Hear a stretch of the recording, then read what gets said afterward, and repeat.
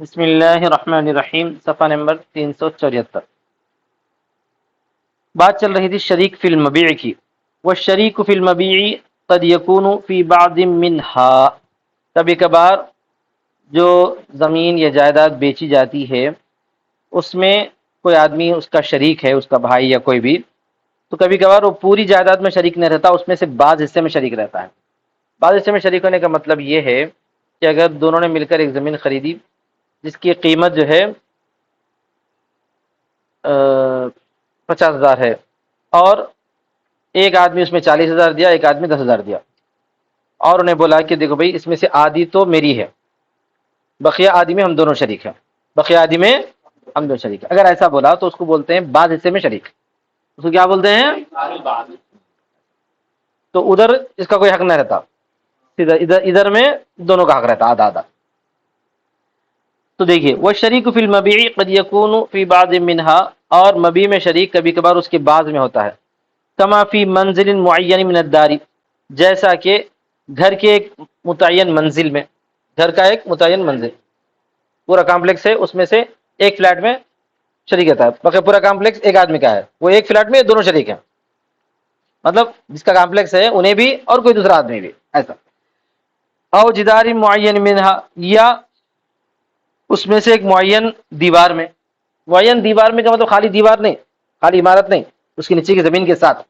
آج کل دیوار کی زمین تو بہت تھوڑی ہوتی ہے، اس زمانے میں بڑے بڑے دیوار بناتے تھے، وہ دیوار میں جو ہے دونوں شریک ہے، وہ دیوار میں دونوں شریک ہے، اس کو بولتے ہیں ملکیت کے بعض حصے میں شریک۔ اب مثال ادھر ایک کا گھر ہے، ادھر ایک کا گھر ہے، وہ دو گھروں کے درمیان میں بڑی دیوار ہے، وہ دیوار کے نیچے کی جو زمین ہے اس میں دونوں شریک ہے، تو کیا بولتے ہیں؟ دیوار میں دونوں شریک ہے بولتے ہیں اس کو۔ وہ مقدم علی الجاری فی المنزل، تو وہ منزل میں پڑوسی پر مقدم ہے۔ کیا مطلب؟ جو آدمی ملکیت میں شریک ہے لیکن کچھ حصے میں شریک ہے، تو انہیں جو ہے جو دوسرا پڑوسی ہے وہ پڑوسی کے مقابلے میں زیادہ حق رکھتا ہے۔ مثال کے طور پر ادھر والا پڑوسی ہے دیوار میں شریک ہے، ادھر والا پڑوسی دیوار میں شریک نہیں ہے، تو زیادہ حق کون رہیں گا؟ جو دیوار میں شریک والا، کیونکہ انہیں ملکیت کے بعض حصے میں شریک ہے۔ اسی طرح فلیٹ میں، اگر فلیٹ میں جو ہے ایک آدمی شریک ہے، دوسرا آدمی جو ہے بازو والا ہے، تو شریک زیادہ حقدار رہیں گا نا، اگرچہ کہ انہیں فلیٹ کے ایک کمرے میں شریک ہے تب بھی انہیں زیادہ حقدار رہتا ہے بنسبت دوسرے آدمی کے، انہیں پڑوسی رہے گا۔ وَقَضَى عَلَى الْجَارِ فِي بَقِيَةِ الدَّارِ فِي أَصَحِّ الرِّوَایَتَيْنِ عَنْ أَبِي یوسف، اسی طرح انہیں جو ہے بقیہ گھر میں پڑوسی پر بھی کیا رہے گا؟ مقدم رہے گا، اصح روایتوں میں سے ایک میں ابو یوسف رحمۃ اللہ علیہ سے۔ کیوں؟ بقیہ گھر کا پڑوسی وہ تو بقیہ پورے گھر کا پڑوسی کوئی دوسرا ہے، لیکن انہیں شریک ہے، پڑوسی تو نہیں ہے لیکن ایک چھوٹے سے حصے میں شریک ہے، تو نہیں حقدار رہتا ہے، دوسرا حقدار نہیں رہتا ہے۔ کیوں؟ لأن اتصال اقوا، اس لیے کہ اس کا متصل ہونا زیادہ قوی ہے، اگرچہ کہ آدھی چیز میں ہے، پو چیز میں ہے، لیکن متصل تو ہے۔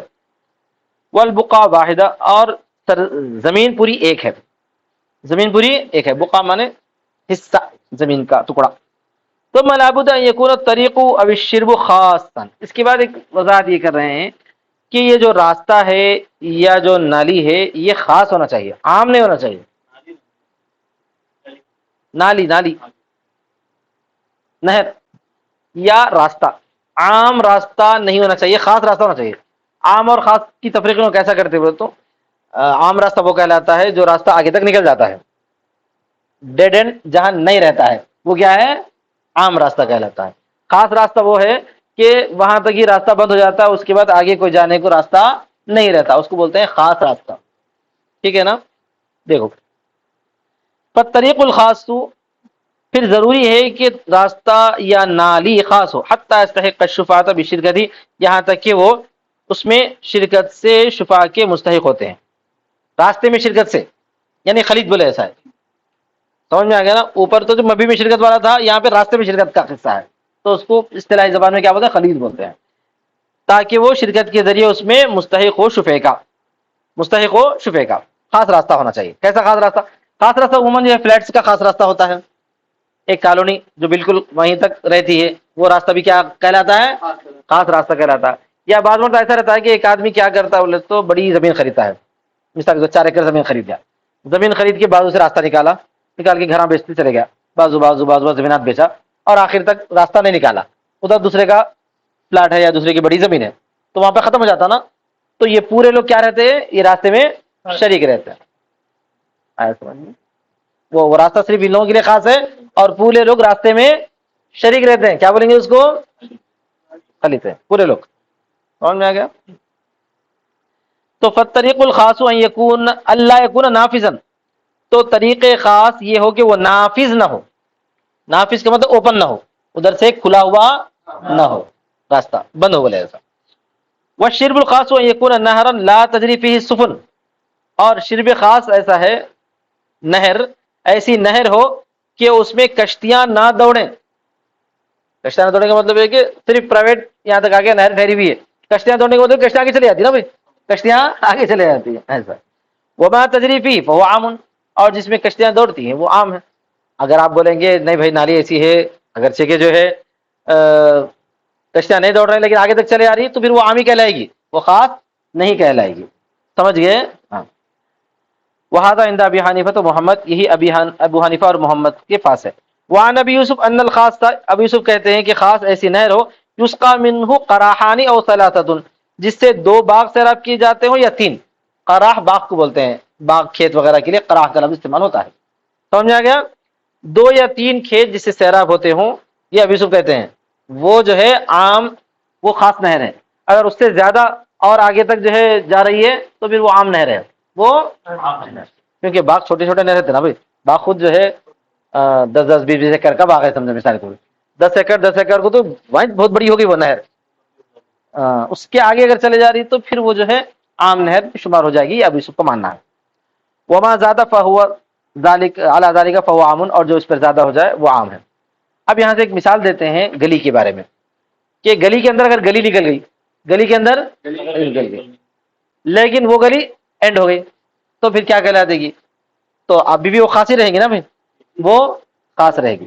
تو وہاں پر البتہ ہمارے مصنف فرماتے ہیں کہ یہاں پر ایک تفصیل یہ سمجھنا ہے کہ ایک بڑی گلی ہے، اس کے بعد چھوٹی گلی جا رہی ہے، اس کے بعد چھوٹی گلی جا رہی ہے، اور وہ گلی بھی بند ہے، وہ گلی بھی بند ہے. یہ بڑی گلی تھی، یہ بڑی گلی سے وہ چھوٹی گلی نکلی، وہ بند ہے.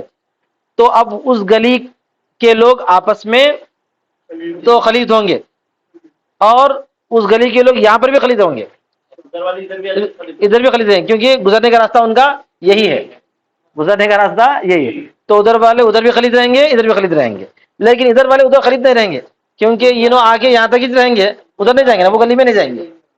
بس یہ بولتا ہے فَإِنْ كَانَتْ سِكَّةً غَيْرُ نَافِذَةٍ، غیر نافذ، اگر ایک گلی ہو جو نافذ نہ ہو، اگر ہو وہ ایسی گلی جو نافذ نہ ہو. ينشعب منها سكة غیر نافذة، اس سے پھوٹتی ہو ایک ایسی گلی جو نافذ نہ ہو، یعنی یہ بھی نافذ نہیں تھی لیکن اس کے اندر سے ایک نکل گئی، وہ بھی نافذ نہیں ہے. آپ اس کو نافذ نہیں بول سکتے. کیوں نہیں بول سکتے؟ ایک ہی نکلی اس سے، یہاں تک جانے کے بعد جو ہے وہاں جا کے رک گئے آگے. وہی مستطیلۃ، اور وہ لمبی ہے، وہ گلی کیا ہے؟ لمبی ہے. فبیعت دار فی السفلی، تو بیچا گیا گھر سفلا میں، وہ نیچے والی گلی میں، یہ بڑی گلی میں سے چھوٹی گلی جو نکلی. فلی اہلیہا الشفاۃ خاصۃ، تو ان کے اہل کے لیے شفا ہے خاص طور پر، صرف ان کے لیے شفا ہے، یعنی وہ گلی والے آپس میں ایک دوسرے کے شفیع کہلاتے ہیں. دون اہل العلیا، یہ بڑی گلی والے نہیں. وَإِنْ بِعَتْ فِي الْعُلْيَا فَلِأَهْلِ السِّكَّتَيْنِ، اور اگر بیچا گیا گھر علیا میں یعنی اوپر والے میں، تو دونوں لوگوں کے لیے شفاع ہے. سمجھا گیا نا؟ سکتین کے لیے شفاع ہے. والمعنی ما ذکرنا، اور مطلب وہی ہے جو ہم نے ذکر کیا کتاب ادب القاضی کے اندر. سمجھ میں آ گیا نا؟ ہاں، کیونکہ وہ لوگ جو ہے چونکہ ادھر سے فائدہ اٹھا رہے ہیں لہذا اس میں ان کو بھی شفاع ہوگا.